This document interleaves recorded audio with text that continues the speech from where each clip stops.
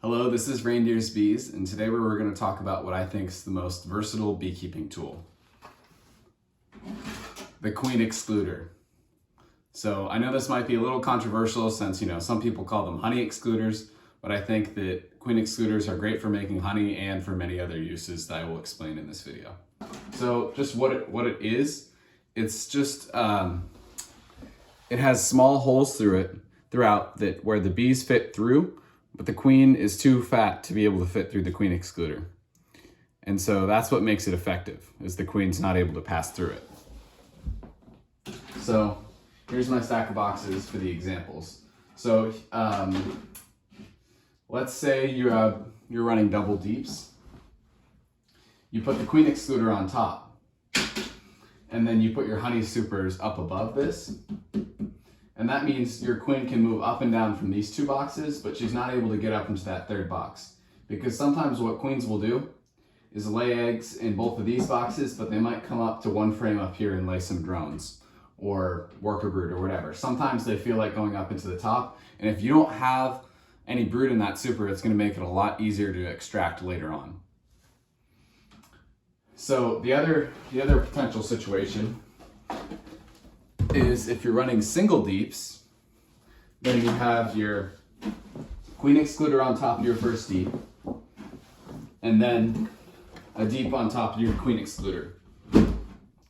So this is where the queen excluder becomes paramount, because the queen, she's laying all up in these 10 frames, but queens almost always will go up into this deep above to start laying in what you want to be their honey super. So this box will almost never be a honey super unless you have a queen excluder on. So it's great for keeping all the honey below, and hives that have single deeps make more honey, partially because there's less stored in the second deep and because they have less brood to take care of, therefore they have more energy to go forage.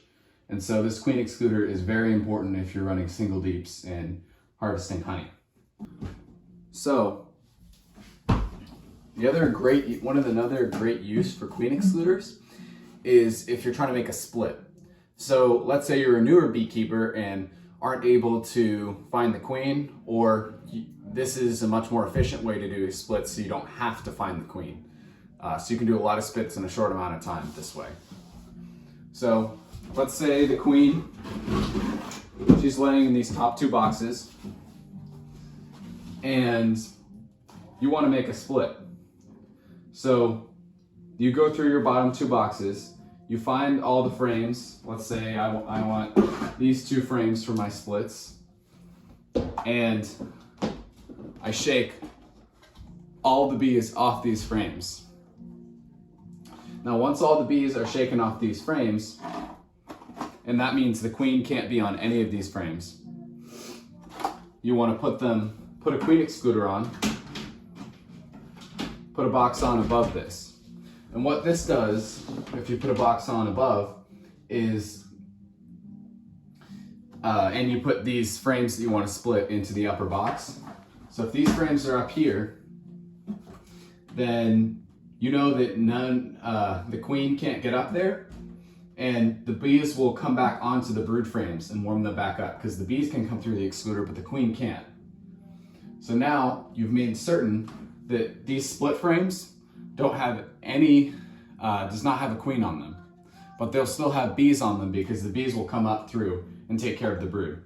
It's best to get at least one frame of larvae up into the box above the excluder, because that brings all the nurse bees up here. So then when you want to make your split, you can either take the frame of larvae with all the nurse bees on it, or you can just shake the bees off into whatever split you're making. That way you get all those nurse bees that aren't going to fly back to the original hive when you're done. The other situation is if you're doing single deep brood management. You have one deep of brood, you have one deep on top as, let's say, a honey super or just for extra space before the honey flow. What you want to do is find another box. I should have grabbed one more box. Find one other box, and what you want to do is take off whatever box, or let's say you don't have another box on top. You go through these frames, and you take half of them, you take half these frames in this box,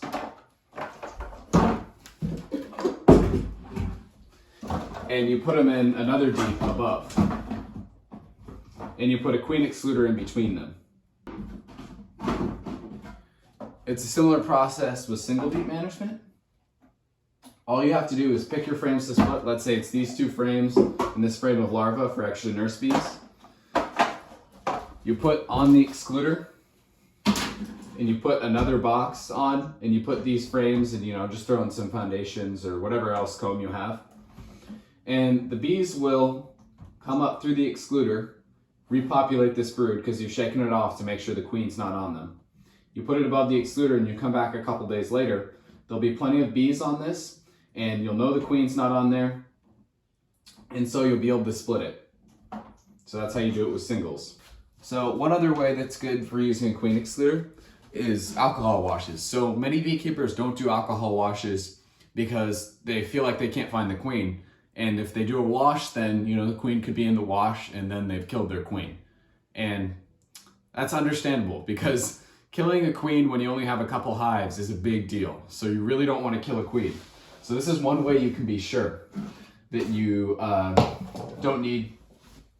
you haven't killed the queen in your alcohol wash.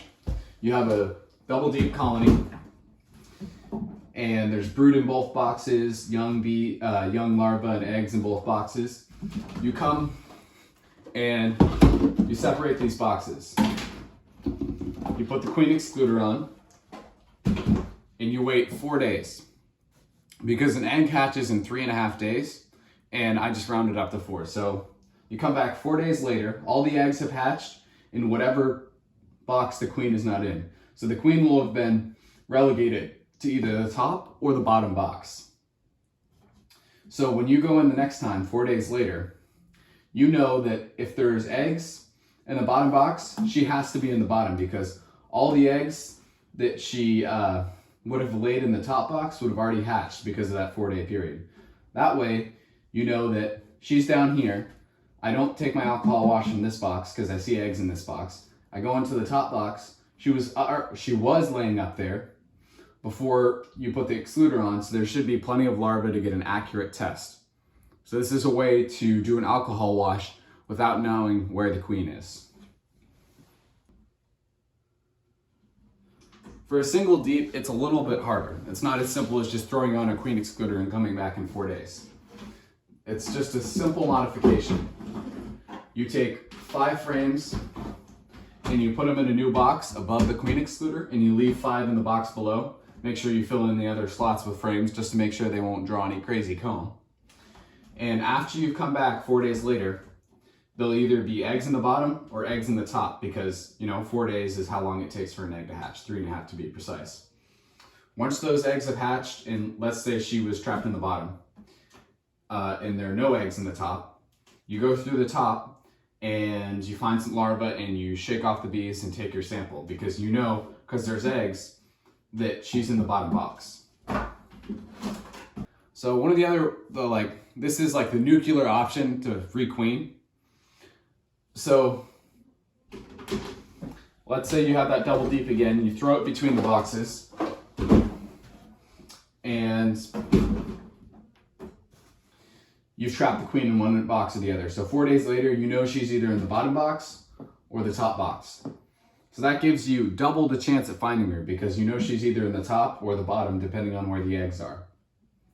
Then if you still can't find her and you really, really need to requeen, maybe they're really aggressive or the hive's failing or something, what you can do is put a queen excluder on an empty box that you have set to the side, and you can shake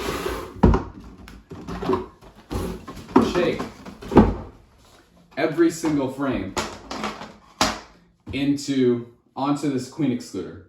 And the bees will be able to crawl through the queen excluder. But the queen can only just sit on top. And if you're going to kill that queen, if she gets damaged when you shake her on top, it doesn't matter. So if you're shaking every single bee on there, she's going to be on there. You're going to be able to grab her and kill her if you need to requeen the hive. Comment down below what you think about queen excluders. Like and subscribe. Check me out on Facebook and Instagram at Reindeers Bees, and I'll see you in the next one.